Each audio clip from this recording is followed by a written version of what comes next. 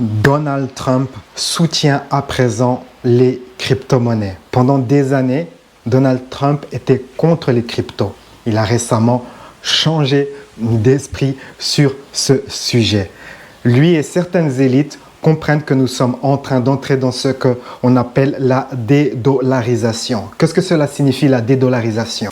La dédollarisation, c'est l'abandon du dollar comme ça, comme monnaie de réserve, monnaie dominante, monnaie qu'on utilise le plus dans le monde.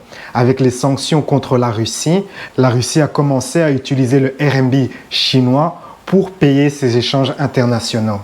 Et pour la première fois, la Chine paye son gaz, du gaz qu'elle achète aux Émirats arabes unis. Traditionnellement, la Chine payait ce gaz en dollars et à présent, la Chine paye ce gaz pour la première fois dans sa propre monnaie. D'ailleurs, la Chine et l'Arabie saoudite ont un accord pour utiliser de plus en plus leur propre monnaie dans le contexte des échanges internationaux par rapport au dollar. Donc, c'est comme ça ce mouvement d'abandon du dollar. D'ailleurs, autour du monde, les banques centrales abandonnent, la quantité diminue. Les banques centrales diminuent la quantité de dollars qui constituent leurs réserves. Donc, aux États-Unis, les démocrates qui sont au pouvoir depuis quelques années sont vraiment contre les crypto-monnaies. D'ailleurs, beaucoup d'entreprises crypto-monnaies aux États-Unis quittent le pays pour des législations plus accueillantes, plus ouvertes aux crypto-monnaies. Et donc, comme ça, il y a cette fuite des entreprises blockchain, crypto des États-Unis. Mais avec cette annonce, si Donald Trump est élu, il a annoncé qu'il allait soutenir et créer un climat fiscal, régulatoire propice pour que les entreprises crypto non seulement restent aux États-Unis, mais prospèrent en Amérique. Alors, on verra comment cette nouvelle va se répercuter dans les prix des crypto-monnaies sur le marché dans les prochains mois et surtout durant la campagne électorale. Car ce sera une campagne électorale aux États-Unis très intéressante, car on a un clan, les démocrates, totalement contre les cryptos et on a Donald Trump qui est pour les crypto-monnaies.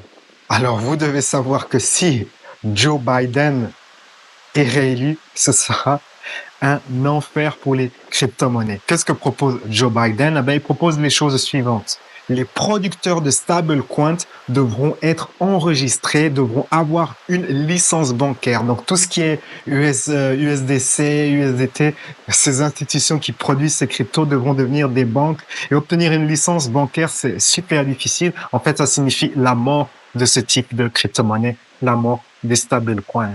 Les jetons, les fameux altcoins, si Biden est réélu, seront considérés comme des securities, c'est-à-dire des produits financiers. Et donc, il y a toutes les règles, toutes les taxations qui vont autour de ces produits-là. Et donc, ça peut risquer de tuer également les altcoins. Et ça va certainement affecter très négativement le marché du DeFi.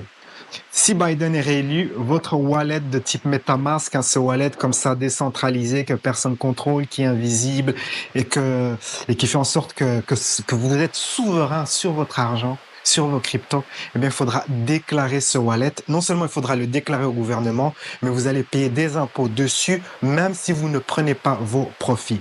Donc, la réélection de Biden ou des démocrates au pouvoir serait une très mauvaise chose pour les cryptos. Mais également, il faut savoir que dans le monde, les gens, surtout en Europe, il y a cette idée que les démocrates sont les gentils. Je ne sais pas pourquoi il y a cette idée comme ça. Donc, il y a beaucoup de gens dans le monde qui préfèrent que les démocrates gagnent. Mais si les démocrates sont réélus, attendez-vous à que cela se passe très mal. Et donc, voilà, j'ai partagé cette nouvelle aujourd'hui. Quelle est votre opinion sur ce sujet? Partagez cela dans la section des commentaires. On se retrouve à bientôt. Ciao, ciao.